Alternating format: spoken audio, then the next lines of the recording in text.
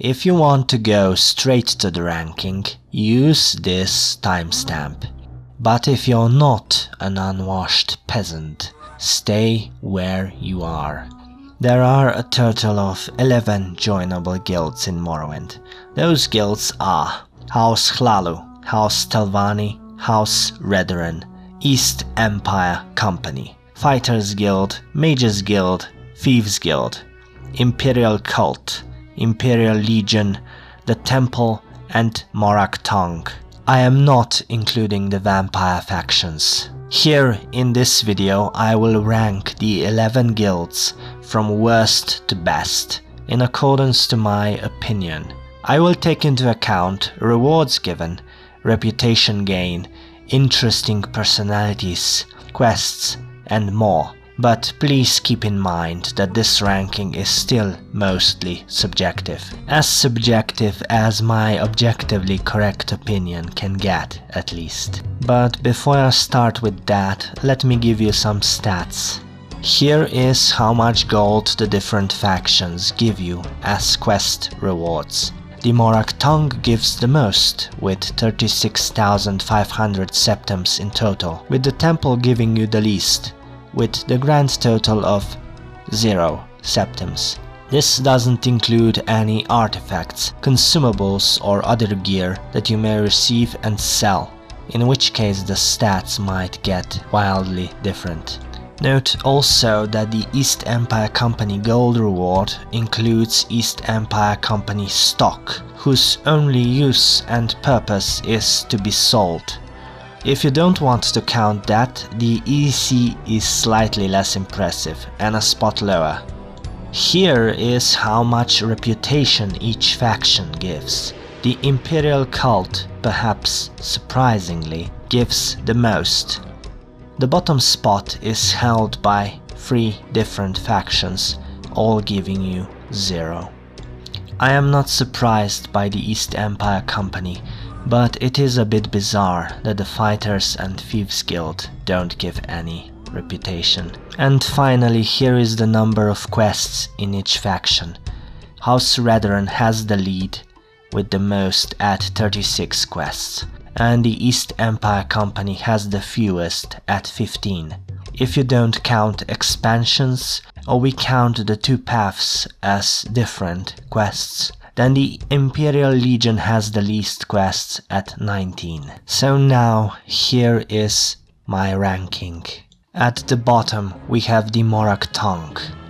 I like the idea and the lore of the Legal Assassins Guild. Unfortunately, I find the execution, pun intended, to be mind-numbingly boring. There is no intrigue. The executions are just go there, kill that, and return. The guildmaster has little to no personality, and neither do the leaders of the other guild halls, which is why it makes total sense that they are mostly interchangeable in practice. The special duties are somewhat more interesting, but for the most part I avoid doing this questline on higher level characters. Frankly, the early game challenge is the only thing making this guild interesting to me. If you find all 25 threads of the web spinner, you will get Mephalla's skill, which is the only way to get the Fortify attack effect for spell making and enchanting. If you finish the special duties, you will get the Black Hand's dagger, which has the highest damage per attack. You will also find some Daedric weaponry, ebony armor and a unique spear during this questline.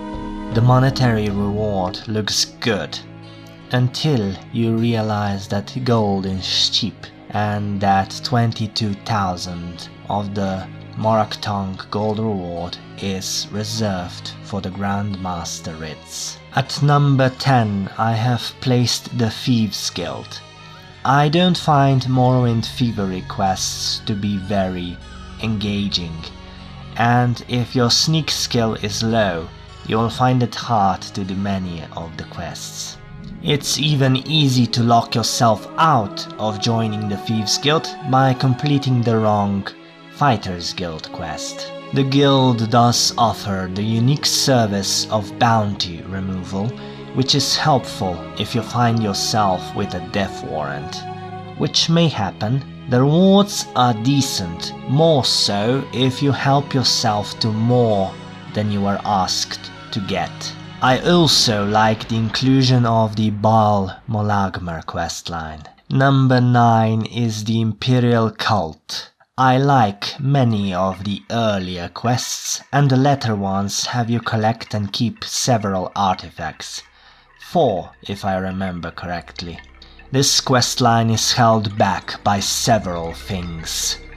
The NPC quest givers are fairly pushy and annoying in dialogue, which is a problem if you want to buy something or train, and they do their old Jehovah's Witness routine to attempt to drive you into a rage-induced rampage. The way the questline dialogue is done, along with the centralized location of all quest givers, makes the organization seem somewhat out of place on Vvardenfell. The Almoner quests are difficult to do properly with low speech, because the best way to increase disposition is with bribes. But if you bribe someone into giving you money, you would be better off just giving that gold to the quest giver straight away. Both the gold and material gathering quests are simpler to just skip by donating your own stuff than they are to do properly,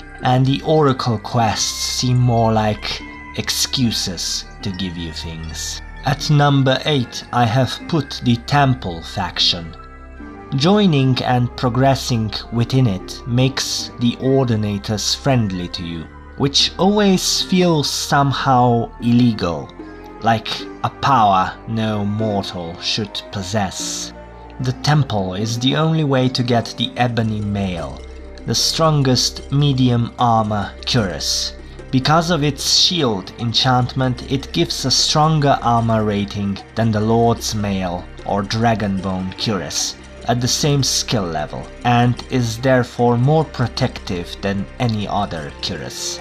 To even join the temple, you must complete the Pilgrimage of the 7 Graces, which is a quest that I used to hate as a new player, but have learned to appreciate it since. There are other interesting quests such as the Silent Pilgrimage, the Force Incarnate, or the Pilgrimage of the Four Corners. One thing that I dislike is that the quests are all either 0 or 100. They are all either simple quests or something only a high-level character should dare to do. But there is little middle ground. At number 7 I have placed the Fighters Guild, which is an interesting questline to say the least. It rewards you mostly with gold, but you can get some armor pieces and a unique spear called Illeruk during it. It's also one of the 2 guilds to give you access to supply chests, the other being the Mages Guild. The Fighters Guild is stuck in 2 conflicts. One is external with the Thieves Guild, and the other one is internal amongst themselves, with the new leaders who are paid Kamanatang goons being at odds with the old, previously independent leadership. On your first playthrough, you are likely to destroy the Thieves Guild by accidentally following the corrupt new leaders. It's a good starting guild with interesting missions and a choice to make.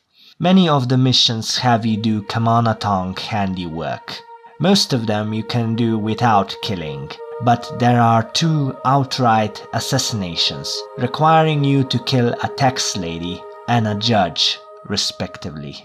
Number 6 is the Great House Hlaalu. It's the first great house on this list because I don't like it quite as much as the others. Most of its missions deal either with trade or subterfuge, but there is not much outright stealth involved. There is a quest line where you can either side with a corrupt businessman or report his wrongdoings to bring him to justice in the end. It is also entirely possible to attempt to do that and screw it up, which are all things that I appreciate very much. Your Hlaalu sponsor sexually molests you on the regular. One counselor has fighting rats, another is hiding from assassination, and 2 others are controlled by the shadowy Morag Tong kingpin. So you can't say that the faction is not interesting. It has the highest monetary reward of the 3 great houses. You can get some glass armor very early on, and you can get a nice house that is close to Balmora if you join. But like I said, I don't quite like it as much as the other great houses. At number 5 is your girlfriend, who is wide and heavy enough to be her own faction. Just kidding. At number 5 is the Imperial Legion. The Legion has you find 3 powerful artifacts during your time in it, though you may also stumble on them in your own time. This is good, but what I mainly appreciate about this faction are the quests, which, unlike most Morrowind quests, are fairly complex. Some, like the ones in Gnisis, are almost Oblivion-esque. You are an Imperial Legionnaire, tasked with upholding the law, so you rescue, investigate, protect, and punish. Those who have played this faction may dislike the requirement to wear Legion armor in order to do their quests. At least the Legion provides you with a steady supply of increasingly better armor parts as you get promoted. While I enjoy the Legion, I do not find it remarkable enough to place it higher, nor are the NPC quest givers any fun. Number 4 is the East Empire Company. It's the only faction added by the expansions. Specifically, it's added by Blood Moon. I always enjoy when a quest allows you to visibly affect the world around you, and there is not much that is more visible than building a town from the ground up. Many quests are more similar to the more complicated quests in Oblivion than they are to the more simple missions in Morrowind. During the questline you must choose between 2 leaders, one who wants profit and the other who wants the colony to succeed.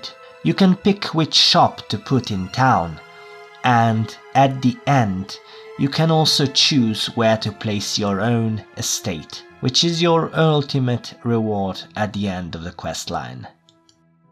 The questline gives you a fair amount of gold as a reward, and it is also the only way to be able to mine Starim and create armor out of it. Nevertheless, I still think 3 guilds are better. We have now reached the top 3. Statistically, most of you haven't gotten this far. If you are hearing this, write "My girlfriend is not a whale" in the comments section. Just pause and write it down, along with your other comments. And the bronze medal goes to the Mages Guild. I have done this questline a lot. I still like it. The Mages Guild gives you access to supply chests, which contain Restore Magicka potions and intervention scrolls, and both are quite helpful. Ajira and Galbadir are in the middle of a spat to determine who will become journeyman first. Spoiler, you will. Renis has a lot of grudges she wants you to take care of. Edwina researches the Dwemer and hates when anyone interrupts her.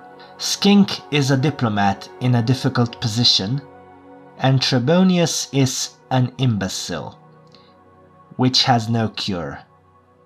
It may be the most well fleshed out guild in terms of personalities involved, and it's on a far higher level than the likes of the Morag Tong and the Temple in that regard. It leads you to 3 artifacts. Otherwise, it provides a lot of services, and it's likely to be very helpful to the player that decides to take full advantage of it. Even brain-dead warriors may find its scrolls and Edwina's intervention amulets to be a lot of help. At number 2, we have the Great House Telvanni. The Telvanni include some of the best characters found in Morrowind, including Best Mentor Aryan, who has a Dwemer museum, Baladas Demnawani, the Crazy Tirana, Drafa the Man-Hater, Gofren the Deceased, and Diva Fir, who is technically not even a member, so that even the non-Telvanni can actually do the main quest. The Telvanni give some of the best early game rewards in the game. Among them is a Dremora summoning helm, a glass dagger, and an amulet that paralyzes your enemy for 30 seconds. If you take full advantage of them and the services the house provides, you will be powerful fast. Last but not least, you can get a Daedric Cuirass and Greaves, both enchanted with the Feather spell during the Telvanni questline. As for your stronghold, Great House Telvanni will have you construct your very own mushroom tower. And what, if anything, could be better than that? Now, it seems that this faction has it all, but it's held down by the fact that the latter half of the questline is carried by Master Aryan alone. When Aryan says you have the support of the Council, I can only ask myself, how? While, admittedly, your ascension to the top follows the Telvanni way, it doesn't really feel like you've conquered the house. There are a lot of different personalities, interesting quests, and nice rewards, but to me, at least, it feels unfinished, as if some quests are missing. This brings me to my number 1 entry on this list. If you're still here, find the ugliest emoji you can find on YouTube and post it on your comment. And number 1 is Great House Redoran. It may seem unusual. After all, I was just praising House Telvanni and the Mages Guild for the strong characters, which Redoran don't have. In fact, Effin Seraphi received by far the least votes for Best Mentor on this channel's poll. The early game rewards are not amazing. In fact, I joked in one of my walkthrough videos that as a Redoran, you'll need to learn to subsist on honor because you won't get much else. You will actually get 2 nearly full sets of ebony armor, 2 Daedric weapons and 1 glass frost sword. But what actually sets this faction apart is that it feels like you really are a part of an organization. An organization that takes care of a territory and its people. You will meet a lot of House Redoran folk, and you will remove their woes. You will help with the problem of House Dagoth invading from Red Mountain. You will escort and you will rescue. And when you have completed the quests for the house and the council and defeated the Archmaster in a duel, you will truly feel like you have won over both the council and the house itself. Like with the Telvanni and the Hlaalu, you get a nice stronghold, a place to put your stuff in. While House Telvanni has better characters and rewards, Redoran feels like a better and more complete journey. If you disagree with my objectively correct opinion, feel free to cry about it in the comments and increase my channel's engagement. But seriously, we all have differing opinions, and I would be interested to hear your own take if you have one. I've recorded this script a bit differently. I hope I sound better. It took some time for me to put my shit together for this video, so I do hope you like it. If you do, make sure to watch this other video that you may hopefully vehemently disagree with. Thanks for watching.